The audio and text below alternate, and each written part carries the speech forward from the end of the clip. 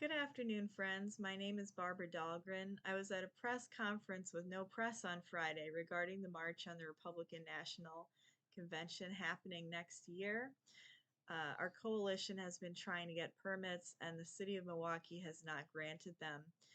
And because of our First Amendment right, I don't believe any assembly or march ultimately needs to be permitted by our government, but the fact that they would deny any event central to the people's exercise of our First Amendment rights is outrageous.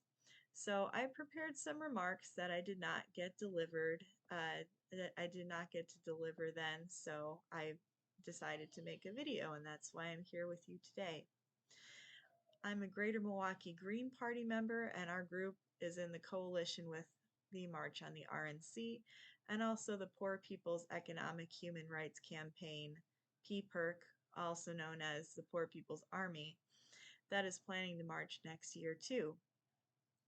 We support marching on the RNC with you and also the DNC in Chicago, in which the Poor People's Army is also planning, because we're tired of the theatrical fake wrestling of the red team versus blue team in place of any sensible policy for regular Americans.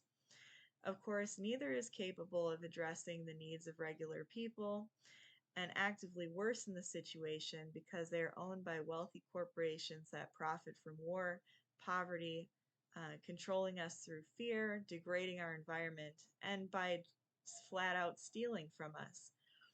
I rejected the duopoly and joined the Greens because the Green Party is a political party independent from corporate dollars and is almost completely volunteer powered.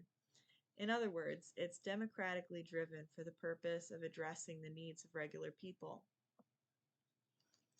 On the other hand, the Republicans play a great heel when they tell us it isn't their business to address environmental destruction or protections for workers.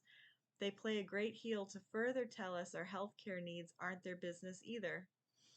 God forbid your family got poisoned from the toxins they allow into the environment or our food. You have only a poor excuse for a healthcare system, and an expensive one, to turn to. The Republicans will call any help for poor people socialism, to be feared as the descent into a terrifying communist dictatorship. But the annual $700 billion budget for the military and major billion-dollar Wall Street bailouts are never called out as the government handouts they are. Many will outright defend mass layoffs as good for a healthy economy, despite the thousands of families, including children, that will go hungry because of them. I call the Republicans the heel because they're very upfront about how little they care. Donald Trump put an ugly face on this ugly empire. He said the quiet part out loud in regards to stealing Syria's oil. But it was the Obama administration that began bombing Syria without even a formal declaration of war from Congress. Donald Trump wanted to build a wall, but Biden has continued the border wall and actually got away with more money budgeted for ICE and more abuse of our international comrades.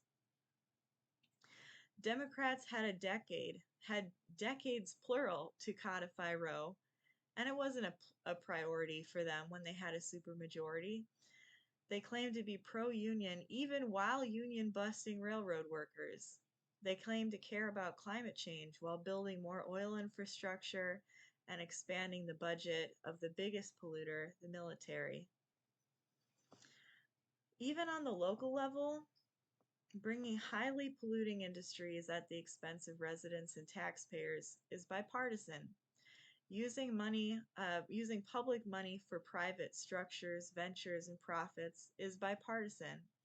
Upholding the police and surveillance state, trampling the Fourth Amendment, increasing police budgets and their militarization is bipartisan. And yes, it's a bipartisan effort right now to restrict us from our First Amendment right to assemble, protest, and speak out.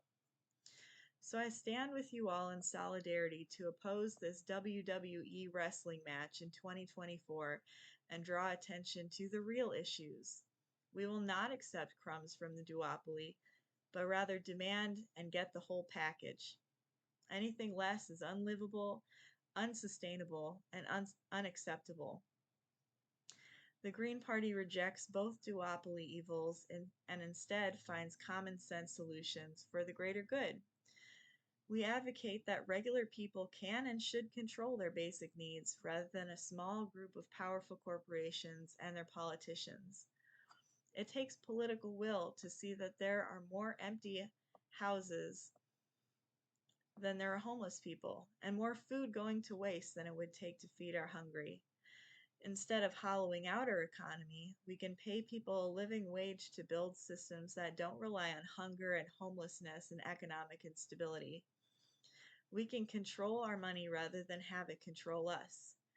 We can build our own systems without public-private partnerships and the nonprofit industrial complex that feed us real food while remediating our depleted soils.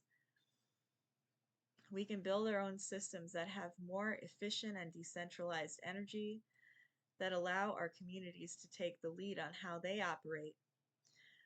We can prioritize real national security issues like the safety of our drinking water rather than all of these military exploits and police state ventures. We can give people the freedom to choose quality, individualized health care that's also cheap through a single payer system. We can simply cancel the student debt that is currently shackling our young people. The moratorium for the last 3 years proves that there will be no negative economic repercussions to that. And it begins in standing in our rights and our power and our collective demands. Nobody is coming to save us from the duopoly or the corporations behind it. But the people you see next to you, your friends, your family, your neighbors, and others that are close by, are the real heroes. We always have and always will be the people that we are waiting for to create the world we want. And I look forward in joining with you all to do this work. Thank you.